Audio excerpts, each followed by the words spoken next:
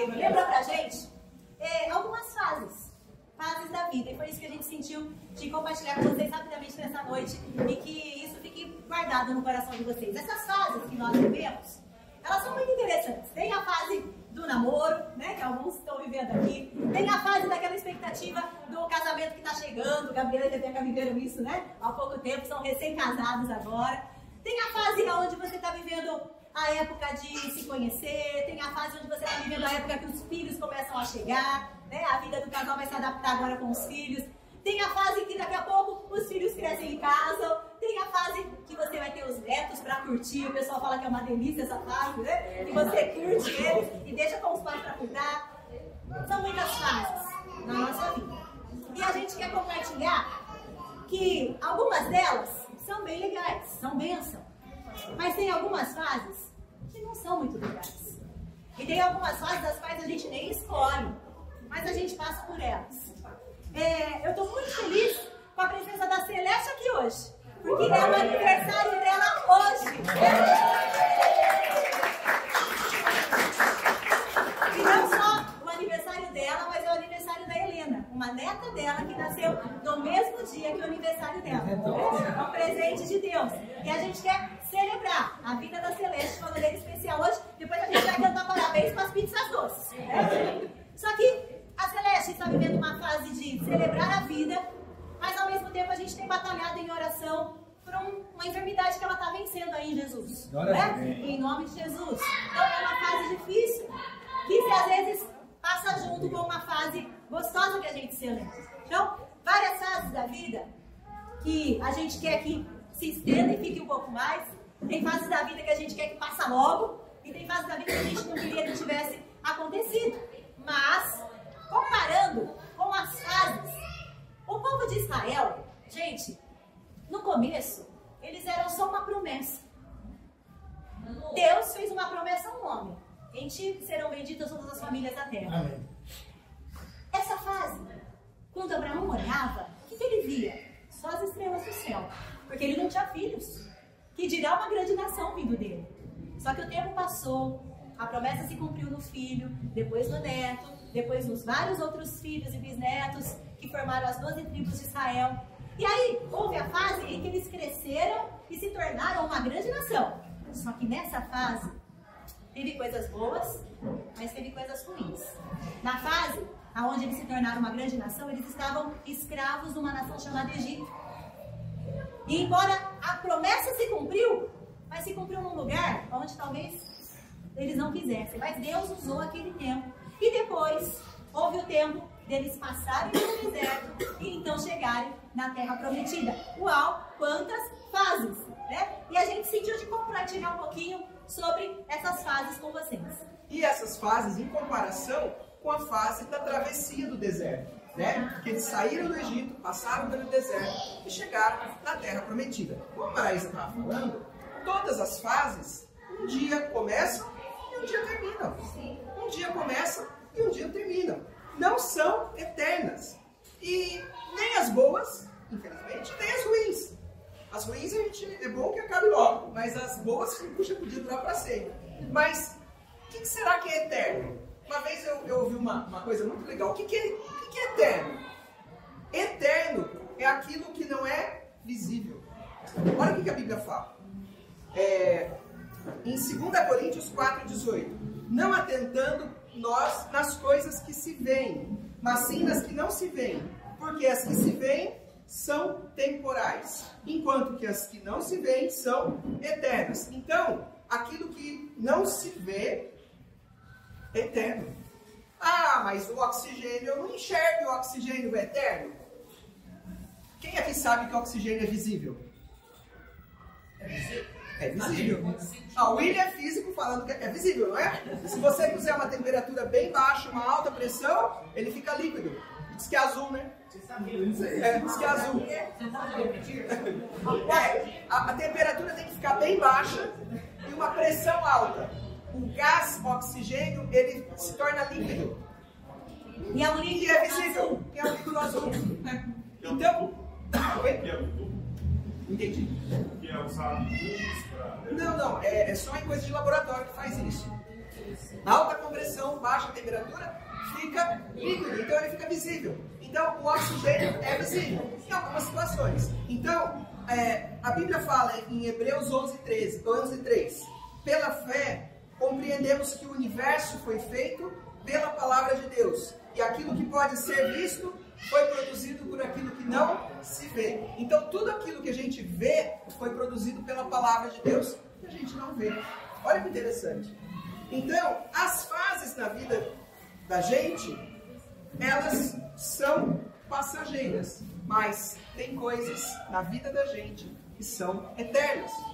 Eu me lembro de meu pai um dia falando pra mim assim: Maraísa, se a gente olhasse pra vida lembrando mais da eternidade, nós viveríamos o hoje de maneira diferente. Eu não me esqueço dessa frase. E é verdade, gente. Porque se a gente pensar, como o pastor ele disse, que tudo que a gente vive é passageiro, tudo que a gente vê é passageiro, o que é eterno é invisível. O nosso espírito é eterno porque Deus nos criou. Então, nós vamos olhar de uma maneira diferente cada fase da vida que a gente está passando.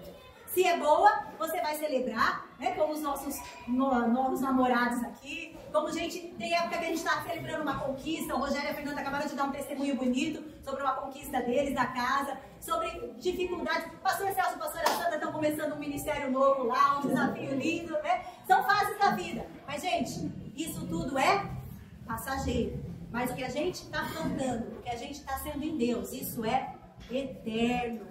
Então é nisso que a gente tem que pensar, que a vida que a gente está desenvolvendo aqui, ela não acaba aqui, ela é eterna.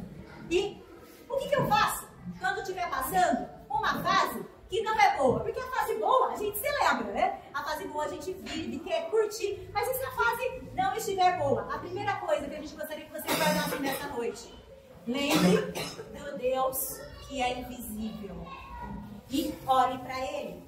Olha que coisa linda a Bíblia fala, lá em Hebreus capítulo 11, verso 27. Por meio da fé, abandonou o Egito, não temendo a ira do rei. Hebreus está falando de Moisés. E perseverou, porque ele fitava aquele que é invisível. Olha que lindo isso. A Bíblia diz que Moisés perseverou, porque os olhos dele estavam fitos no que é invisível. Aí você fala: mas pastora, como é que eu vou manter meu olho fito? Vou ficar olhando para aquilo que é invisível. Você faz isso pela fé, olhando para Jesus, é o autor e consumador da nossa fé. Então você olha para o invisível quando você estiver passando por uma fase ruim e pensa assim: eu não estou sozinho. O Deus do invisível, mas que faz o impossível, está passando comigo. E a Bíblia diz: clame a Deus, Ele virá ao teu encontro. Uma outra situação que Moisés passou, olha que lindo isso. A Bíblia diz que o Senhor chegou para Moisés e disse assim: Moisés, certamente tenho observado a opressão e a miséria do meu povo. Eu tenho ouvido o seu clamor por causa dos seus feitores e sei o quanto eles estão sofrendo. Por isso mesmo, eu desci para livrá-los. Uau! Deus se deu ao trabalho. Ele nem mandou anjo dessa vez. Ele olhou para Moisés e disse assim: eu desci para livrá-los. Por quê, gente? Simplesmente porque Deus olhou para Moisés e disse assim: eu ouvi o quê? O clamor. Eu ouvi o clamor. Só que é diferente quando a gente clama e a gente reclama. Ai, ai, ai. E como a nossa tendência humana é reclamar, gente. O povo chegava lá no Egito, no deserto, e virava para Deus e falava: estou com sede. Qual é a diferença do reclamação e de você clamar? Se você chegar para Deus e falar: estou com sede, o Senhor não me dá água, que vida horrível que eu estou vivendo, você está reclamando. Agora, se você virar e falar: Deus, eu estou com sede, mas o Deus do impossível não me trouxe no deserto para morrer não, Senhor, me ajuda. Aí o que Deus fez? Fez brotar água da rocha para eles beberem. Então, quando a gente está passando por uma situação, você pode clamar ou você pode reclamar. Mas qual que é o segredo para Deus descer do céu e te ajudar? O clamor e não a reclamação. Eles disseram: Deus, estamos com fome, Senhor. Deus mandou maná. Só que aí, teve uma hora que eles reclamaram que queriam carne. Só que dessa vez, eles não clamaram. Eles reclamaram. E eles reclamaram legal. Eles disseram: Deus. Aliás, eles disseram para Moisés: Moisés, lá no Egito, a gente tinha cebola, tinha alho, tinha isso, tinha aquilo, não passava fome, estava bom. E agora você nos trouxe aqui nesse deserto para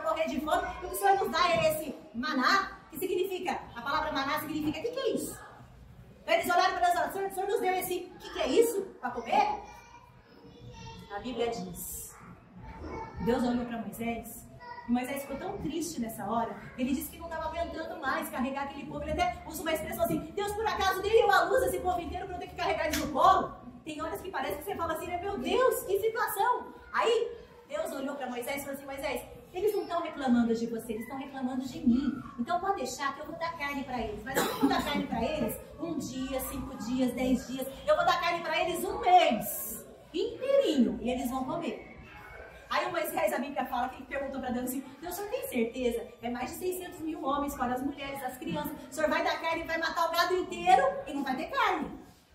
Gente, tem horas que a gente chega para Deus e fala assim: Senhor, como é que o senhor vai dar carne para todo mundo? Como é que o senhor vai resolver isso que eu estou vivendo? Aí Deus olha e ele pode fazer 2 coisas. Se você reclamou, ele pode até mostrar o poder dele e dar carne para o povo, só que o povo, enquanto estava comendo, não foi legal. Não houve bênção. Só que aí tem uma segunda coisa: eles poderiam ter pedido. E aí sabe o que Deus respondeu para eles? Eu sou o Deus que pode. Por acaso o meu braço não está estendido para fazer? E a Bíblia diz que eles comeram carne durante 1 mês inteiro, porque Deus providenciou. Então, o Deus do milagre, ele é real. Agora, para a gente viver esse milagre, o que a gente tem que fazer como casal, em cada fase da nossa vida, é clamar. E Deus não se importa que você clame e faça isso de todo o coração e faça isso de maneira sincera. Porque o Moisés, ele foi sincero. Ele virou para Deus e falou: Deus, eu não estou aguentando mais. Mas Deus não ficou bravo com ele. Sabe o que Deus fez? Moisés, está pesado demais para você carregar? Vem cá. Chamou uma equipe, dividiu a carga e falou: Moisés, vamos lá que agora vai todo mundo trabalhar junto. Não fique preocupado. Então, saiba de uma coisa. Guarde isso no seu coração e a gente está quase terminando. Primeiro, clamem como casal. Evitem de reclamar, porque é a nossa tendência humana. Mas procura falar: Senhor, me ajuda a clamar e não reclamar. E outra, saiba de uma coisa: o Deus invisível, ele está perto de você, ele está ao seu alcance. E a terceira coisa, você deve saber que esse Senhor, quando você clamar, ele vai ouvir o clamor de vocês, vai estar junto com vocês. Por isso, dê valor a uma coisa: a presença dele e a presença da pessoa que ele colocou do seu lado. Dá um sorrisinho para quem está aí do seu lado. Dá aí um abraço gostoso. Dê valor a essa pessoa que está aqui do seu lado. Sabe por quê? Porque, gente, nada melhor do que passar as fases da vida com alguém que você pode contar. A pessoa não é perfeita como nem nós somos, mas a pessoa está ali do seu lado. Deus colocou essa pessoa para passar cada fase com você. Agradeça a Deus. Você que está começando a construir a sua vida, né, vocês? E vocês que já têm um tempo maior. Mas lembrem-se disso. É muito importante. Esse presente, é isso que a gente quer que vocês guardem no coração. Tem uma lembrancinha para vocês que está escrito assim: eu estarei com você e Deus estará conosco. Amém. Eu achei legal isso que a Maraísa falou, a diferença entre reclamar e clamar. Reclamar, você culpa a Deus da sua situação. Reclamar, você joga a responsabilidade para Deus. Você clamar, você culpa a si mesmo. Ou culpa as situações, mas você pede a ajuda de Deus e não culpa a Deus por aquilo que você está passando. Isso fez toda a diferença. Quando o povo reclamou, assim: Deus vai nos matar no deserto. E quando Moisés disse assim: Deus, eu não estou aguentando. E eu fico pensando: será que tem alguma situação na vida da gente que a gente chega e fala assim: Deus, não estou aguentando isso? Talvez você já deve ter passado alguma situação assim: Deus, eu não aguento isso. Mas você pode clamar a Deus e pode pedir ajuda dele. Deus, eu não aguento essa situação financeira. Deus, eu não aguento essa enfermidade, essa doença. Deus, eu não aguento esse estresse que eu estou passando. Deus, eu não aguento a minha falta de sono. Quando Deus ouviu o clamor do povo, a Bíblia fala que ele desceu para ajudar. E disse o Senhor em Êxodo 3:7: certamente tenho observado a opressão e a miséria sobre o meu povo no Egito. Tenho ouvido o seu clamor por causa dos seus feitores. Eu sei o quanto estão padecendo. Por esse motivo desci, a fim de livrá-los da mão dos egípcios. Aleluia. Então eu gostaria que você desse a mão agora para a pessoa que está do seu lado, olhasse para ela, enquanto o pastor está preparando um louvor que a gente vai compartilhar com vocês. Que você dissesse para a pessoa, bem olhando no olho dele assim ou dela, você não está sozinho, você não está sozinha. Né? Eu estou aqui com você. Bom? Nós estamos juntos. E nós dois não estamos sozinhos. Deus está conosco. Deus está conosco. E a Bíblia diz, eu estarei com vocês e eu descerei do céu para ajudar. Hein? Às vezes, a gente precisa deixar Deus trabalhar na vida da gente. Esse louvor fala isso. Esse versículo que está aí na lembrança de vocês, nós queremos terminar ministrando e vamos orar. Senhor Jesus, muito obrigado, Senhor, porque o Senhor tem permitido passarmos por fases na vida da gente. E nós sabemos que, em tudo, o Teu nome é glorificado através das nossas vidas. E que o Senhor possa estar permitindo que o nosso coração possa deixar o Teu Espírito trabalhar nas nossas vidas. Como nós ouvimos esse louvor, que o Senhor nos permita a gente deixar o Teu agir, o Teu trabalhar nas nossas vidas. E aquilo, Senhor, que está pesado na vida de cada um aqui, nós te pedimos que o Senhor ajude. Nós te pedimos a Tua mão poderosa. Amém. Porque o Senhor não está com o braço encolhido para ajudar. O Senhor deseja ajudar os Seus filhos. O Senhor deseja abençoar a vida dos Teus servos. Nos perdoa, Senhor, quando muitas vezes nós reclamamos. Nos perdoa, Senhor, quando muitas vezes colocamos a culpa em Ti. Nos perdoa, Senhor, mas nos ajuda para nós clamarmos e não reclamarmos. É o nosso pedido que nós fazemos em nome de Jesus. Amém. Dê um abraço gostoso na pessoa que está do seu lado. Que Deus abençoe a sua vida.